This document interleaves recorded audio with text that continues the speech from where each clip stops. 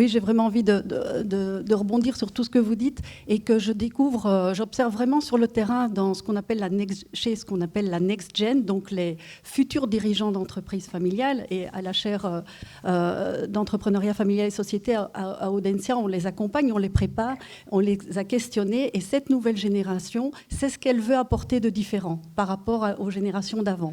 C'est-à-dire plus de transparence, pas de tabou, et plus de communication authentique. Et donc, ce n'est pas presque de l'authenticité, c'est de l'authenticité qu'ils demandent. Et ils n'ont pas peur de le dire quand on leur permet de le dire. Et j'aimais bien aussi ce que vous évoquiez, cette permissivité, parce que dans l'époque qu'on vit actuellement, j'y reviens à cette pandémie, on est dans une époque où on est dans des restrictions, dans des interdictions, dans on ne peut pas, dans il est dangereux que, on est dans le contrôle, dans l'observation, etc.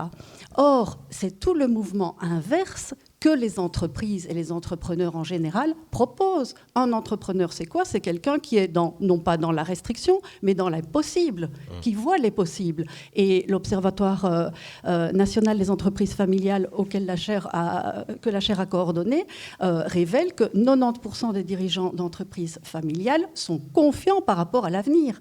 Donc c'est aussi ce qui a été dit, cette capacité de voir au-delà et de se dire, ben oui, voilà un problème sociétal, ben on va s'adapter, on va inventer, on va se réinventer.